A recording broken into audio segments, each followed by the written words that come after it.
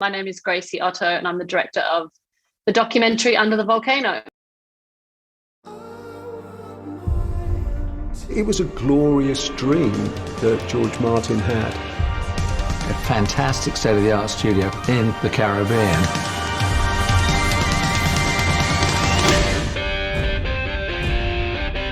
It was so successful. It was a hit factory. He's recognised as the greatest record producer the industry has yet seen, George Martin. George's idea was to take people out of an environment, to put them into harmony with nature. Going to Montserrat was like going into a dream. It was great to have an environment around us where you could escape to. The characters that worked in the studios became part of people's lives. George, the cook, was in the band. The housekeeper was in the band. It's like it was all one big band. There was no doubt there was a magic on Montserrat. This was sort of the rock star dream. It tied in creativity with being in a special place. At any time in the studio, it's very easy to lose perspective, especially when you're locked up and it becomes your whole world. No, the Brothers in Arms album was done in a few days. The place sort of intensified everything that you were. I mean, we weren't physically aggressive with each other, but it got pretty heated. We went there for the isolation. Here we were in this paradise, which we soon turned into a living hell. When the volcano went off, that was a pinnacle point of change, a point where nothing was ever going to be quite the same again. It's like seeing something you've created falling into disrepair. Everything has a period. You bring something out of nothing, but it always goes back to nothing again. The 80s was like the Renaissance, the golden era of studio recording. It's about the dream that George had of that wonderful space in Montserrat where you had the sun, the sea, nature, and music.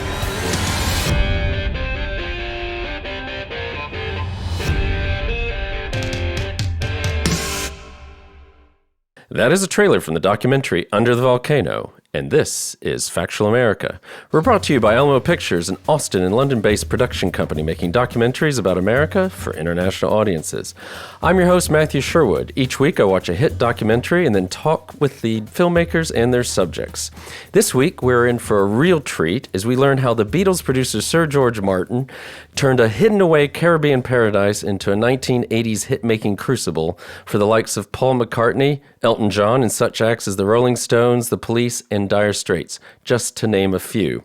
Joining us is acclaimed filmmaker Gracie Otto, who directed and wrote Under the Volcano, which documents this incredible story. Gracie, welcome to Factual America. How are things with you there in Australia? Thank you for having me. Yeah, I'm in Australia and we're in lockdown at the moment, and otherwise life is good. Are you in another lockdown? We've just had our Freedom Day here in the UK. Yeah, we're Sydney's in a lockdown at the moment, so we'll see what happens. I hate to say it, but we're getting all used to this, I think. Yeah, I know. But you've made the most use of your time during this last 18 months. But we'll talk more about that in a bit. The focus is Under the Volcano, which came out on digital, DVD, and Blu-ray in the UK on July 26th, and is scheduled for a US release on August 17th. And eventually Australia and New Zealand on the 1st of September. Gracie, thanks again for coming on to the podcast. Thoroughly enjoyed the film. It was, for someone whose formative years are the late 70s and the 80s, this was an incredible waltz down memory lane, to say the very least, and an incredible story that I wasn't really aware of until seeing your film. So thanks again, and thanks for making the film. For our listeners and those watching on YouTube, maybe you can give us a synopsis. What is Under the Volcano about? Under the Volcano is a documentary about Sir George Martin's vision, which was to create a studio in the Caribbean where artists could come and, be free to express their creativity and record albums. And it's a really interesting island. But you have to watch the film to see what happens. Well, exactly. I think maybe you give us an idea of the sort of the star power we're talking about. I gather, that you were born in the 80s. I don't know if you're a fan of 80s music, but this is a murderer's row of like 80s bands, just iconic. Yeah, I remember the first time my producer Cody gave me a giant document of every band that had recorded there and every album and, song that was made down there. And it was just overwhelming, the amount of artists that went down there. And obviously, there's a lot of big superstar kind of names and bands in it as well. So it's incredible that all this music kind of came out of Montserrat in such a short time period in a way. Yeah, and it was, as you say, it was AIR Studios Montserrat. It's Serge George Martin, obviously the Beatles producer. And as you say, I mean, it's not just the acts themselves, the singers, people like Paul McCartney, Elton John. I mean, they also did some of these bands did their best work down there. I say down there from obviously a Northern Hemisphere bias, but I think, we're talking about, maybe you could walk us through a little bit, some of the most defining songs and albums of the decade, aren't we? I mean, we've got Ebony and Ivory with Paul McCartney and Stevie Wonder. We've got all these Elton John, a lot of bands made their comebacks, didn't they? I think every band had a different kind of, take on the place. Like obviously the Rolling Stones kind of went down there and that saved them as a band, and they decided to kind of continue on because Keith and Mick had kind of gone separate ways. The Police, made 2 incredible albums down there and then decided they didn't want to ever make another album together. Yeah. And then I think, it was a kind of an escape and a haven for people like Paul McCartney going down there just after John Lennon passed away. And then also a great chance to have a lot of people collaborate that might not have collaborated, had they not. Obviously, there's a great story down there about Sting deciding to stay on in the island and the Dire Straits being the next band in. And then they were like, hey, like, why don't you, sing on Money for Nothing? Yeah. So there was a lot of cool stuff like that, great stories about the time down there. Yeah. I mean, that's right. A lot of great stories. Each one of those could almost be its own sort of mini doc or short, couldn't it? I mean... Yeah, it was really hard when we started because it was just, as I said, overwhelming, the amount of people who had been down there. And then it was kind of working out what bands we wanted to focus on, obviously who we had access to as well, and how we could kind of, string this narrative together while also telling the story, telling a brief history on Sir George Martin and, his vision for the place, as well as then having the island as a character and the people who worked at the studio as part of the narrative as well. So there was a lot. And then, a hurricane and a volcano at the end to top it off. There was a lot to kind of jam pack into a 90-minute film. Yeah, I was going to ask you that. I mean, that must have been one of the bigger challenges of all this. I mean, because... like I said, you could take you could focus on any one of the bands. You could have just focused on... I know, we say that sometimes. We say, like, we should have just made a documentary about the Police because we had all 3 band members. They recorded 2 albums down there. We had great home video footage from Stuart Copeland, great photos from Andy Summers.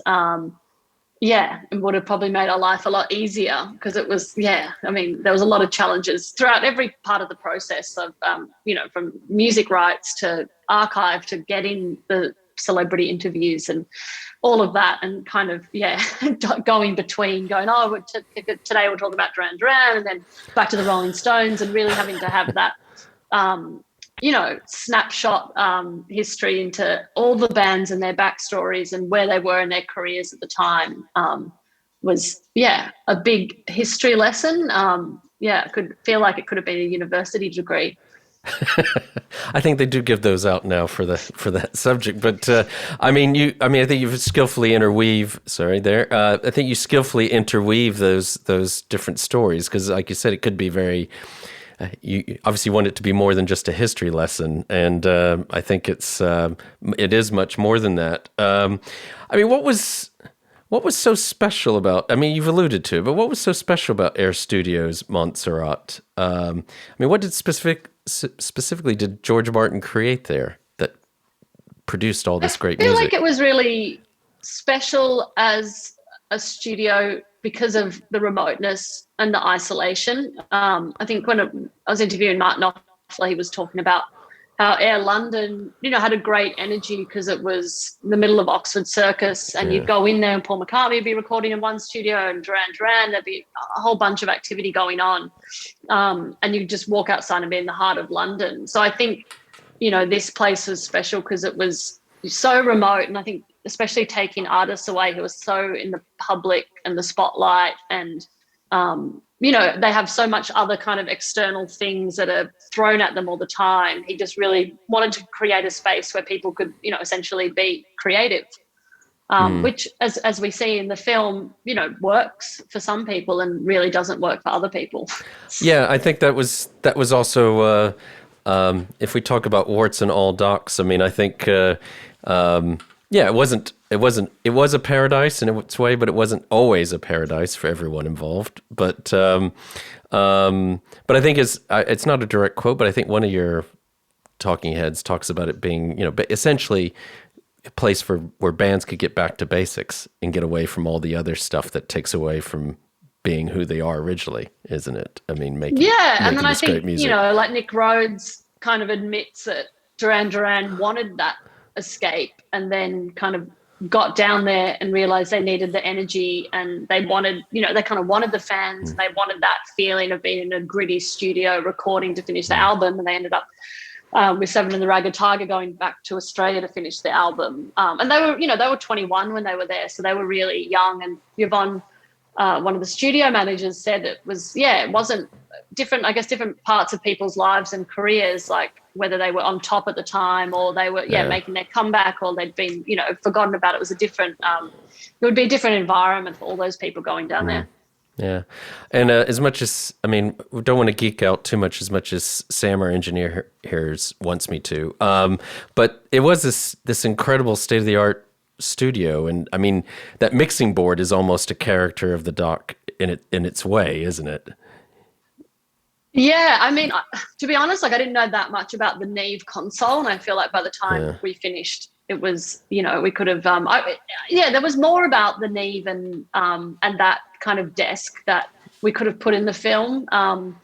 But yeah, it was just interesting to hear the stories about, especially how they got that Neve console into the studio, and you see all the photos of them carrying it in, and it was such state-of-the-art equipment, and that in itself is a crazy story. I mean, originally George wanted to build a studio on a boat, and I think Giles, says that his son, that no one really thought about the noise that all the generators on the boat would make.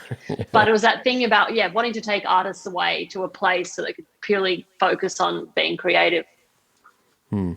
But this isn't just about famous singers and albums and in the 80s. I mean, this is also about a place called Montserrat. And what was so special about Montserrat?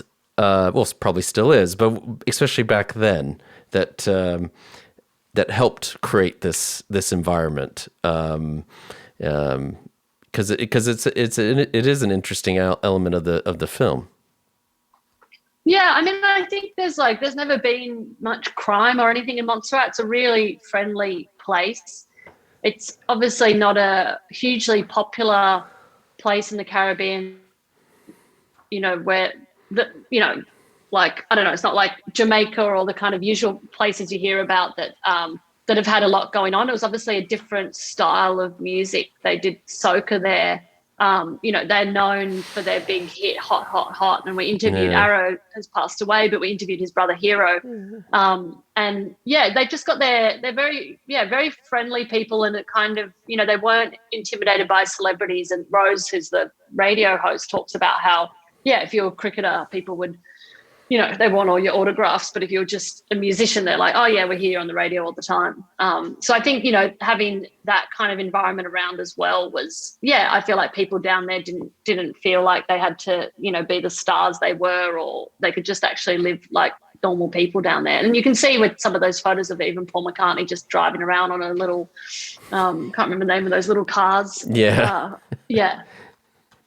those little cars are sort of ubiquitous. They're kind of, it's almost like being at Disney World or something. But yeah, they're, it's, And then part of this is I thought it was incredible is that, all these years later, you track down all these characters from AIR Montserrat's past. I mean, and they have these incredible stories, and they themselves have become sort of music experts, having, hobnobbed with all these amazing bands and actually inspired some of these bands.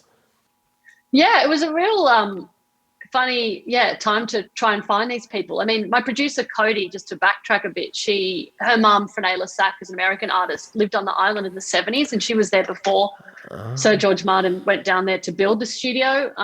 And Cody went there on like her school holidays and everything. And, so when she decided she wanted to make this film, she had a lot of the contacts through her mum of people. It was still hard to find them. They would say like Minetta lives at the Yellow House in Happy Valley. And we'd be driving around the island going, okay, and then you see a little yellow house and be like, oh, and then Minetta would come out and be like, hey. And so before we got to the island, it was quite hard to find some of the people, and especially Tappy Morgan, who was the chef. And everybody just talked about him. Like every artist was like, oh my God, the chef, the chef, the chef. And then Cody found him in Chicago and offered to fly him out to LA. He'd never been to LA before because we were there filming.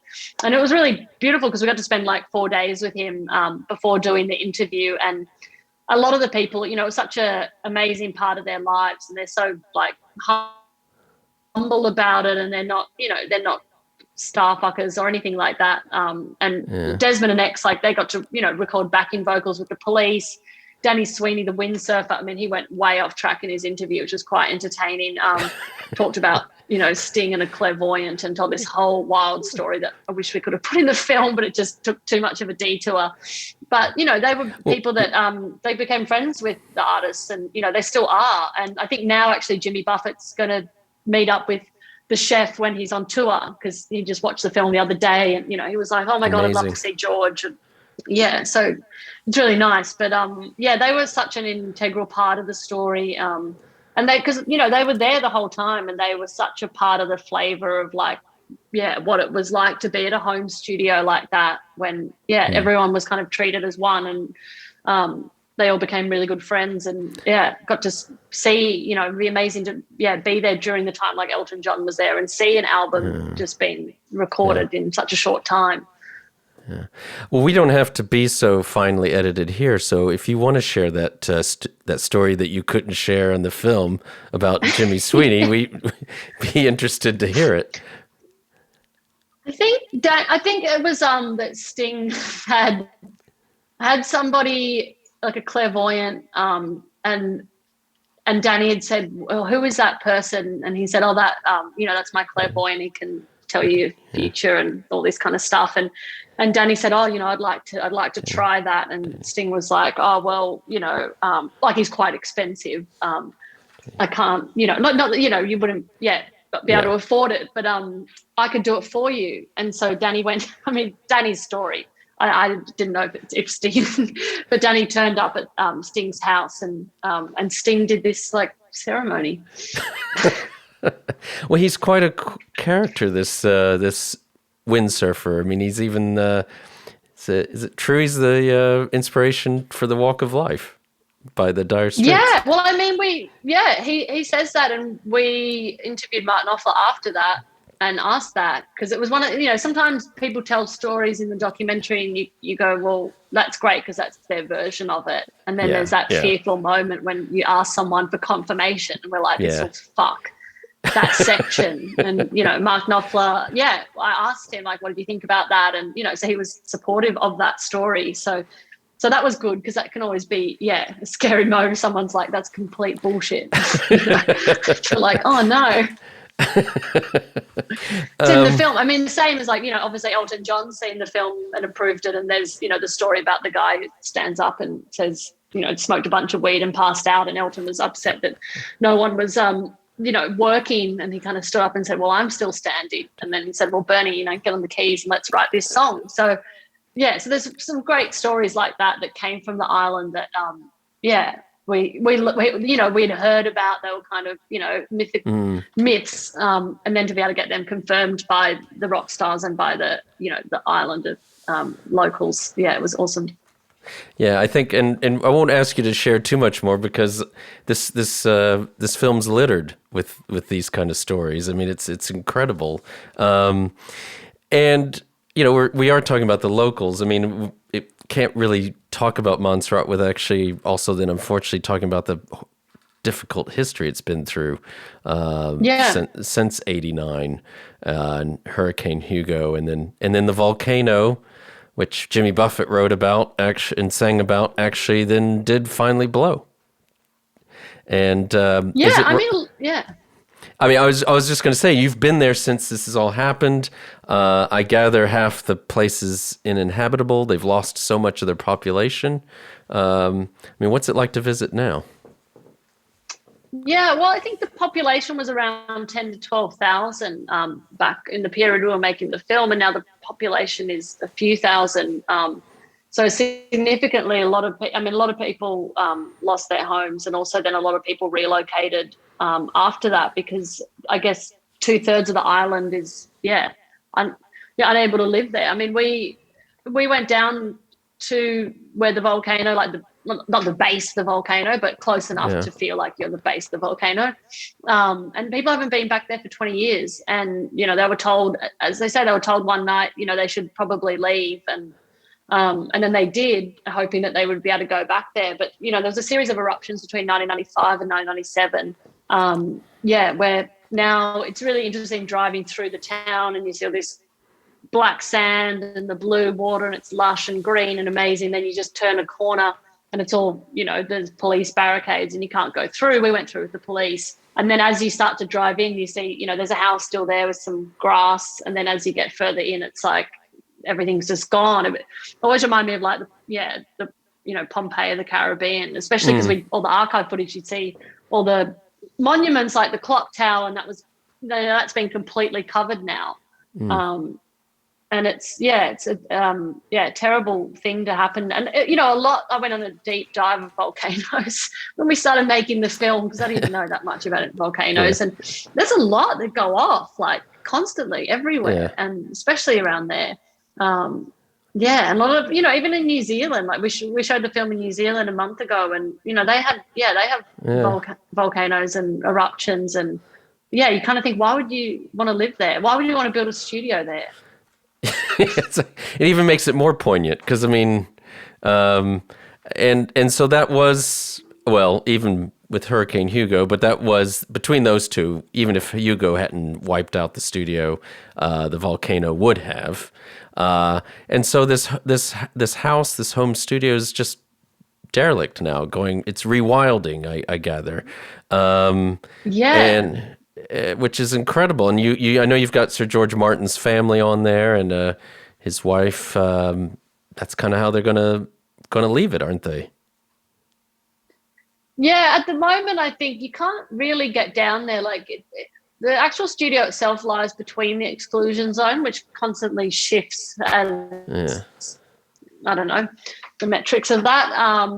But yeah, it's amazing because we went down there and you can go into parts of it, but you could fall through the floorboards, like it's decrepit. Yeah. But I mean, a lot of the artists left their fingerprints in cement and sign things, and so going down to just such a remote place in the world and finding all that, it's quite it's just interesting. I felt like when I was there that 30 years too late would have been great to be there during the heyday. Now it's like just a piece of history. But as George, he sums up the film by saying that everything has a time and a place, and it does. And we felt like really honoured to be able to go down there and see it. And I think especially for Cody, it was quite emotional because she'd been there as a kid, and going down there was kind of an incredible experience. Yeah.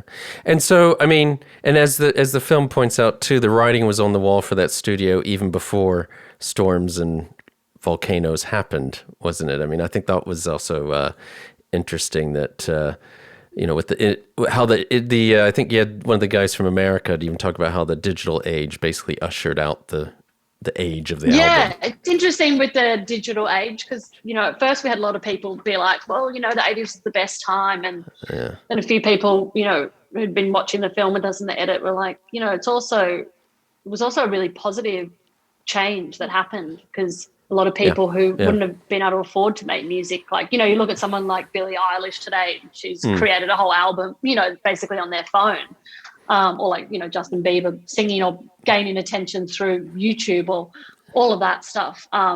It was quite indulgent to be able to record on a desk like that, and to be able to, you know, as Martin Offler says, we went down there for a month and then, you know, hung out and felt the place and then recorded the album in 3 days. Like, it was such a representation of the time of the music industry and what was allowed and how big the budgets were. And, you know, it's like, as they say, everything's monetized, and CDs came in and digital and, you know, Pro Tools and everything, and it changed. And obviously there were bad things about that happening, and there were great things about that. I think actually we're going to give our listeners a little break here and let our sponsors say a few words. So we'll be right back with Gracie Otto, director of Under the Volcano. You're listening to Factual America. Subscribe to our mailing list or follow us on Facebook, Instagram, or Twitter at Alamo Pictures to keep up to date with new releases or upcoming shows. Check out the show notes to learn more about the program, our guests, and the team behind the production. Now back to Factual America. So this was sort of the rock star dream. It was like a fantastic state-of-the-art studio in the Caribbean. I mean, this was it. This was like the Beatles or something. We sort of reached the pinnacle with going to those studios. The team were wonderful. They looked after us. I would run up the hill every morning from the villa and jump in the pool, and then, you know, write lyrics or write a tune and then make the album. I sort of developed a relationship with the island and the people who lived there. Welcome back to Factual America. I'm here with acclaimed director Gracie Otto. The film is Under the Volcano, released digitally in the UK on July 26th. It's coming out in the US on August 17th, and finally making its way from where it began, basically, in Australia and New Zealand on September 1st. I mean, in talking to you, Gracie, it's very obvious, and it was obvious watching the film, that this must have been I mean, I know it had its challenges, but this must have been a really fun film to make. And how did this all come about? Did you have? Was it your producer Cody who had the idea for the story? Cody's mum, Frenée Lassac, she was down there as an artist in the 70s before George Martin was there. And then Cody got to go to Montserrat on school holidays. So she actually kind of spent a lot of time as a child and teenager down there. So she was there, you know, around the time, you know, the volcano had erupted and everything. And she would go and, you know, walk on the volcano with her dad and everything. So I think for her it was, something that was a story that was closely related to her family in a way. And Malcolm and Dave, two of the guys who built the studio, they were in Perth a few years ago and just talking about the great stories. And Cody was sitting there saying, why hasn't anyone made a film on this? Interesting. And then that's how it kind of started. And then, you know, she went through all the right hoops of getting George Martin's estate to bless the film and, you know, be on board and then, you know, raise the money. And she'd actually interviewed Sting before I came on board and cut a sizzle reel together and had this like 70-page document that had every single band that had recorded there and all the stories she knew about. And so she'd done a lot of the legwork, for the film before I came on board. Okay, so did she line up all the big names that you have on this? Because it's incredible, the people you have on camera.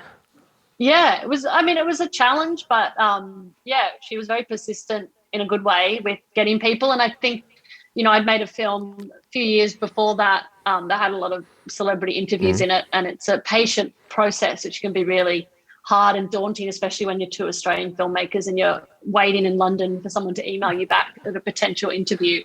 Right. So that was definitely one of the biggest challenges of the film, was trying to get all the interviews and get the right people that we wanted in the film.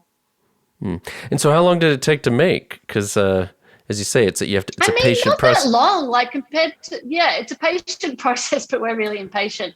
We started we started kind of and doing some workshop things and stuff in early 2019. And I was working up until the end of July. So we left on the 1st of August to London.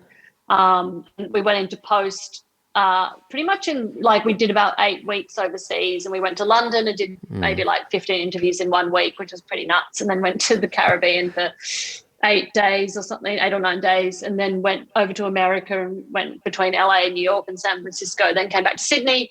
Then we went back to London like 3 times to get Martin Offler, Nick Rhodes and a few others. And then Elton's band and Jerry Beckley were kind of the last interviews in January. So we'd already done a lot of the assembly of the edit. And then, in March, just as the COVID pandemic started, we were in the last few months of the edit. So it was perfect timing. Yeah, and so Cody brought you on board, and did you know about all this? I mean, it's incredible. There's all this never before seen footage, and I would dare say even never before heard footage. That's quite incredible. Was that or was that just part of, or did you all uncover that together? Yeah, I mean, we obviously worked as a team. I brought on my team from my first film. So we had Lisa Savage on, who did the archive, and Karen Johnson, who edited, and sound designer Lawrence, and the same post-production team. So that was great. And then, I mean, there was some of the archive, we were, Stuart Copeland gave us his home videos, or same with Paul McCartney. Lisa found some incredible stuff. And then Cody, through her family connections as well, like one of her dad's friends was like, I think I have a recording of Stevie Wonder in my attic. And that's like, that was a wild kind of I was find. wondering about that, because that's incredible. That's what I was alluding to, that never before heard stuff. Yeah, so there was definitely some incredible finds, and then it's definitely challenging because the nature of the place was something where people didn't take cameras, and they didn't, like we had a lot of Cody's mum's photographs of the police on the boat and stuff, which was quite candid, or, we'd track down, one of the girlfriends of Duran Duran who had photos of the 21st birthday, and it's definitely like a digging process. But I'm sure it's that thing when my first film came out, stuff came out after, and I'm sure now there'll be like some great photos or videos that will surface after this film, and then you'll be like, oh, I wish it was in the film. Well, I mean, I will say there was even part of me that probably some of this stuff is never before seen, but I could have sworn I had seen it just because we hadn't realized how much Montserrat at the time influenced all these bands, and even the video from the police video, Everything She Does Is Magic. I mean, that's Andy Summers dancing on the desk on the nave that we've been talking about. I mean, it was I had no clue. We used to call them the spoiled kids at Christmas, the police, because we had the music video that was shot down there, Stuart Copeland's footage, Andy Summers' beautiful photographs. We had, all their great songs, 2 amazing albums done down there, an interview with Sting and all 3 of them. So it was kind of, so that was hard when, they were so heavily weighted with like everything that we wanted. And then, trying to find the archive to fill the other sections and try to see, what we could find to, tell those stories. Yeah. Well, and then, so obviously one thing we haven't really touched on, interestingly enough, I'll take the blame, but it's what an incredible soundtrack this thing has, and your budget for the rights must be enormous. Yeah, the budget was big for the music. And Kim Green, who does all the Baz Luhrmann films, and she's amazing music supervisor.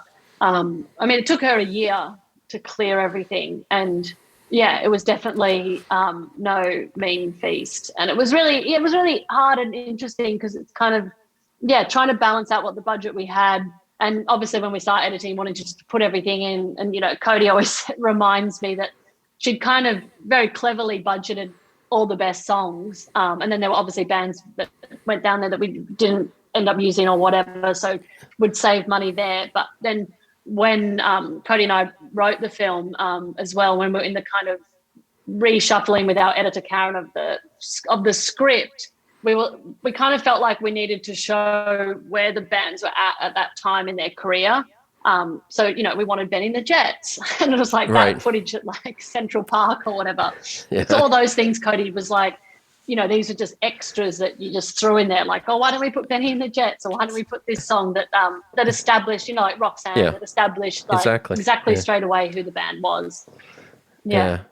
No, but it was so. I mean, it's a great film. You've done a wonderful job just putting what could have been just, I'm sure, hours and hours, getting it down to a very digestible, what is it, hour and 35, I think. And, and I think, so definitely it's well worth a watch because, and you don't have to be an old person like me who actually lived through that era. It's an incredible time and for music, and it's definitely representative of an era, isn't it? Gracie, I gather 2021 is an incredibly busy year for you. Do you want to, you've got a lot on besides this one documentary. Do you want to talk about basically? Yeah, I do. Yeah. What are some of the other things coming out? Have you got some interesting stuff? You've got some great TV series. You've got a this feature that's coming out, I believe. Yeah. Could you share that with us?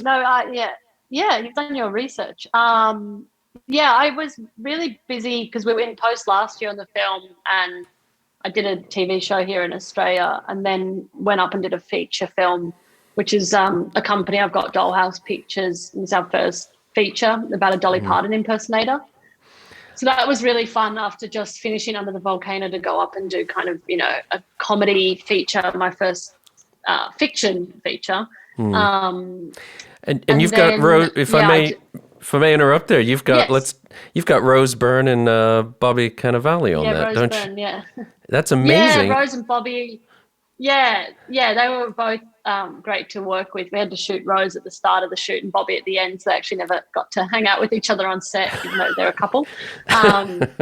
And then, Celeste Barber, Crew Boylan, who's in my company, she wrote the screenplay, and she plays the Dolly Parton impersonator. Oh, lovely. So, it's a really fun film, and it was, we shot up in Byron Bay at the end of last year. So it was like, that was when Australia was, the best country in the world to live in with COVID. So it was a really amazing experience, and really different to documentary, obviously, completely different mindset and different process, which was interesting. I really, I love making documentary, but I really enjoyed doing that. And then I just directed on a TV series, which is a sketch comedy that comes out on Friday on Amazon worldwide, called The Moth Effect. Okay. And that's with these two creators, Nick Boshier and Jazz Tremol, can never pronounce their names correctly, who are, Australian kind of satire style comedians. And that was really fun. And they, different sketches. There's like 6 sketches per episode. So, it comes out on Friday. Well, excellent. Now, did I read correctly that you actually did some stand-up yourself? I did. I did some when I was in LA, and then I thought I'd get back into it here, and then found out that I guess my comedy was about my point of difference with being an Australian in LA, or Australian abroad. I guess it was very self-deprecating humor, the style of comedy I was doing. But after the pandemic, I haven't really done it here. I wanted to, and then everything closed down last year, and then I've just been so busy.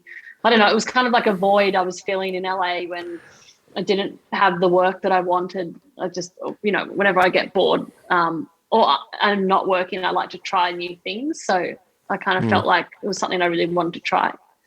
Well, you've got, you've got this incredible mix of experience and talent. So you've got documentary. I mean, you said obviously it's very different. We've had directors on who've done both dramas and features and docs, but are you drawn in one direction more than the other now, or is it something you want to keep your hands in both pies? I think documentary is like something that does go on for a few years, and there's something nice about that long form project and discovery and research and kind of, I always say, like, making a feature film's like climbing a mountain, because you've got the actors, you've got the finance, it's going to happen, whereas making a documentary is like jumping out of a plane and then working out how to do the parachute. Like, you're like, I've got access to the people, but I don't know how I'm going to ever get this. It's like a different thing. But I like, I really like working in TV as well, because I find, here in Australian TV, we shoot like 8 to 10 pages a day, and I love the speed of that. And I also love the speed of the edit, because it's something that you can't labor on too long.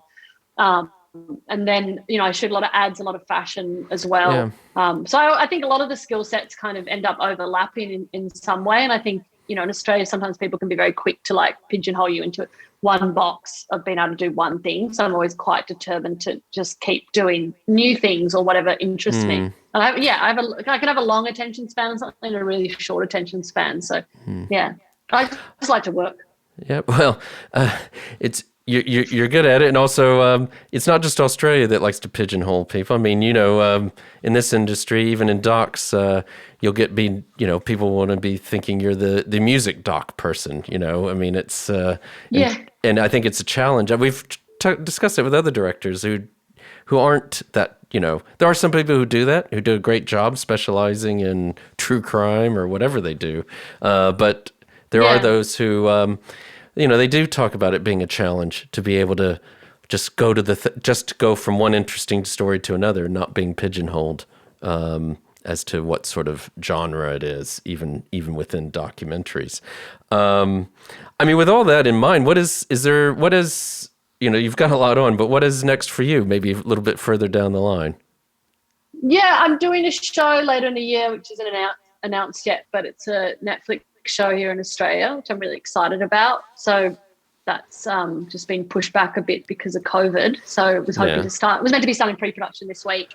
So I'm doing that. We're in post on the film still. So finishing that off. I always feel like I forget something. I'm doing. I do a lot of fashion stuff and ads as well. So and then I've got a documentary about my dad that we've shot like 90% of it, but I just have to finish it. Okay. I was going to ask you about done like a 6-week edit, but yeah. I was going to ask you about that. What's that like, making a doc about your dad? And for our listeners who don't know, your dad's a famous Australian actor, Barry Otto. So I'm sure, and as a father myself with a daughter, I can only imagine the joys and challenges that might entail. Yeah, I think it's really interesting making a film about a family member. I mean, I've always loved Sarah Polley's documentary Stories We Tell, because I lived, with my dad. I lived over in LA and I traveled all through my 20s, but like I still lived at home. And it's amazing what you don't know about someone, even though you lived in the house for like 30 years. But yeah, my dad's obviously an actor, big theatre actor here. And yeah, it's interesting. I guess it's an interesting experience because it's a lot more personal in a way, and it's been a great film to make, and it's just it's one of those things like with all good documentaries, it starts off about one thing and kind of ends up about something else. And I think for me, Dad, I remember when I first tested my camera out when I was shooting Last Impresario, I was like, oh, can you just jump in front? I was testing all the focus, and I remember him being so great on camera and so engaging. And Michael White, who I'd made my film on, had 7 strokes, and it was really hard for him to be, present in the interviews and give that kind of punch. So I think with this film, it's like we did a bunch of interviews, like in the style of Under the Volcano and Last Impresario, but I really feel like this film will be just a portrait of him, or from his point of view of the world. And then hopefully people will discover the films and TV theatre that he's done, more than a kind of talking head or a just kind of observational, film. And do you have, or do you have anyone over your shoulder who just basically says, we know you're his daughter, but, you might want to consider doing that, differently? Do you get any, how is that? Because I can imagine it could be difficult both for, not that you're trying to lionize your father, but I think trying to get the balance right. I think, I had another cinematographer for some stuff we shot at the theatre, and then, I get a lot different perspective when it's me shooting him. Some of my favourite footage is when I'm doing an interview with him and then I walk out of the room, but I've got the headphones on, and he's like, oh, she's asking me that again. He gets like angry. And then I come back in and he's like, hello. And he's like so lovely to me. Yeah, so it's been, it's a funny, but it's also been a really interesting, I think people don't ask people enough questions about their family until people have died. And so it's kind of a interesting film to, I think a lot of people, especially me, kind of hold things without asking people questions that it's too personal until they're gone. So, we'll see how I go. All right. Well, we look forward to seeing it, definitely.